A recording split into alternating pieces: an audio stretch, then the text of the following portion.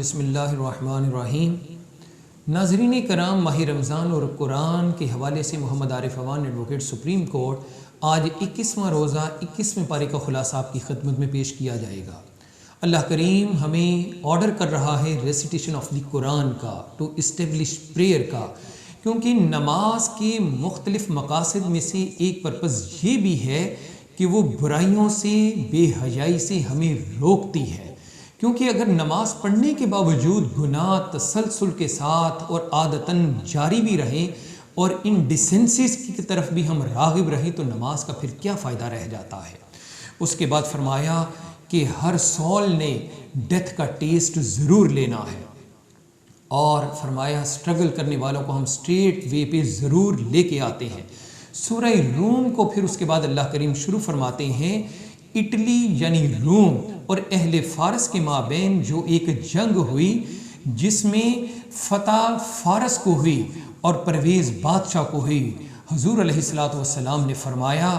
کہ ایک مقام، ایک ٹائم وہ بھی آئے گا کہ 9 سال کے اندر اللہ کریم روم کو یعنی اٹلی کو فتح عطا فرمائے گا۔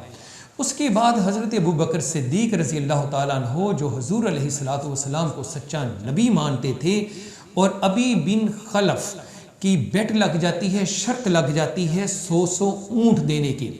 یہاں پہ یہ ضرور یاد رکھیے گا کہ اس وقت تک شرط حرام یا ناجائز نہیں تھی، اس لیے ابو بکر صدیق رضی اللہ تعالیٰ عنہ نے شرط لگائی۔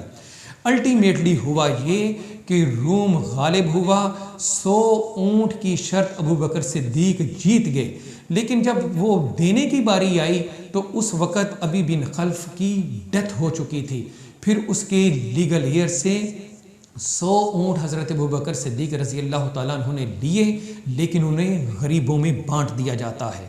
پھر فرمایا قیامت کا دن ایسا ہے جو اہل ایمان اور صالح لوگوں اور کفار کے انجام کا دن ہوگا۔ اللہ کریم جہاں پہ یہ بھی ارشاد فرما رہے ہیں کہ ڈے نائٹ اللہ تعالیٰ کی تسبیح کیا کرو، اور لائف آفٹر ڈیتھ کی بات بھی جہاں پہ ہوتی ہے، اور اپنی نمازوں کو قائم کرنے کا حکم ہے، اور فرمایا نماز کو اگر قائم کرو گے تو یقیناً اس کا ایک کانسیکوینس یہ بھی ہے کہ تم مشرک نہیں بنو گے۔ اللہ کی راہ میں مال کو سپینڈ کرنے کا حکم ہے، اور فرمایا قیامت آنے سے پہلے سیدھے ہو جاؤ، درست ہو جاؤ اور اللہ تعالیٰ کی عبادت کرو۔ اور فرمایا یہ اللہ تعالیٰ کا اختیار ہے کہ وہ دنیا کے اندر زمین پر کلاؤڈز کو بھیجتا ہے، پھر انہیں پھیلا دیتا ہے، پھر بارش کا نظام شروع ہوتا ہے، تو لہٰذا اللہ تعالیٰ کا نام لینا چاہیے۔ یہاں پہ یہ بھی ہماری انفارمیشن کے لیے بتایا کہ اللہ الذی خلقکم من ضعف ثم جعل من بعد ضعف قوة ثم جعل من بعد قوة ضعفا وشیبا، کہ انسان جب بچپن میں پیدا ہوتا ہے، بچہ ہے تو وہ بڑا ویک ہوتا ہے، اس کے بعد ینگ ہو جائے بڑا پاورفل ہو جاتا ہے، پھر اس کے بعد وقت گزرنے اور زمانہ گزرنے کے بعد وہ انسان ضعیف العمر ہو جاتا ہے اور دوبارہ سے پھر ویک ہو جاتا ہے، یعنی بچپن میں بھی ویک اور اپنے بڑھاپے میں پھر کمزور ہو جاتا ہے۔ اس کے بعد سورہ لقمان کا تذکرہ اللہ کریم فرما رہے ہیں، حروف مقطعات سے آغاز کرنے کے بعد کتاب حکمت کہا گیا، ہدایت اور رحمت کہا گیا۔ پھر حضرت لقمان علیہ السلام نے اپنے بیٹے کو جو نصیحتیں کی ہیں، ان نصیحتوں کو ایک ایک کر کے قرآن مجید نے اپنے اندر جگہ دی، شرک سے روکنے کا، اللہ کریم کا شکر ادا کرنے کا، والدین کی فرما برداری کا، اور اس کے بعد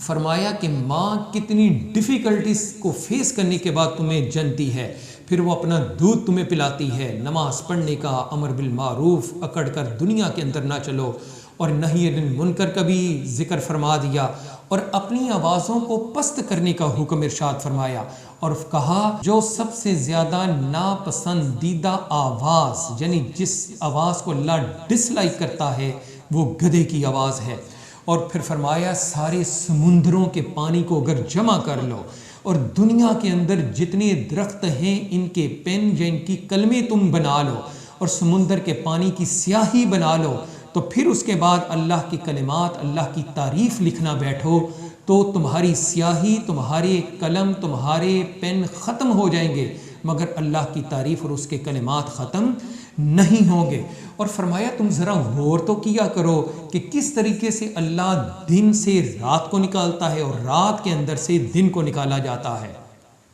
اور اللہ کے پاس وہ خصوصی علوم ہے کہ قیامت، بارش، پیدا ہونے والے بچے کے متعلق اور کل کو کیا ہونا ہے۔ خواتین و حضرات، اس کے بعد سورہ سجدہ کا آغاز ہوتا ہے۔ کتاب اللہ کی بات ہے، کریٹر آف دی یونیورس کا تذکرہ ہے، موت کے فرشتے کا ذکر آتا ہے، موسیٰ علیہ السلام کا ذکر ہے، اور جب لوگ پوچھتے کہ قیامت نے کب آنا ہے تو اس کو کس طریقے سے آگے بریف کیا جا رہا ہے۔ اس کے بعد سورہ احزاب مدنی سورت کو اللہ کریم بیان فرما رہا ہے، اور فرمایا النبی اولا بالمؤمنین من انفسہم، حضور علیہ السلام کی وہ اپنی امتیوں کے ساتھ بے پناہ محبت، اور آقا دو عالم صلی اللہ علیہ وآلہ وسلم کی شان و شوکت بیان کی کہ کس طرح مومنین کی جانوں سے بھی زیادہ وہ ان کے قریب ہیں، اور حضور علیہ السلام کی ازواج کو مومنین کی امت کی مائیں کہا گیا۔ اور فرمایا غزوہ احزاب جو 405 ہجری کو ہوا، اس میں نظر نہ آنے والا لشکر ایسا تھا جو مسلمانوں کی مدد کر رہا تھا، اور فرمایا لقد کان لکم فی رسول اللہ اسوۃ حسنہ، رسول اللہ صلی اللہ علیہ وآلہ وسلم کی لائف تمہارے لیے ایکسیلنٹ ایگزامپل ہے، اگر تم اس کو اڈاپٹ کر لو اپنی گائیڈنس کے لیے تو تم بھی یقیناً کامیاب ہو جاؤ گے۔ اس کے بعد فرمایا نبی صلی اللہ علیہ وآلہ وسلم کو کہ اپنی وائف کو کہہ دیں کہ اگر انہیں دنیا چاہیے، دنیا کی مال و دولت، دنیا کی آسائشیں چاہیے، تو میں یہ سب کچھ تمہیں دے کے تمہیں ریلیز کر دیتا ہوں۔ اور دیکھیں کہ اگر ان کی شان و شوکت عام خواتین سے زیادہ ہے تو ان کی ذمہ داریاں بھی بڑھ جاتی ہیں۔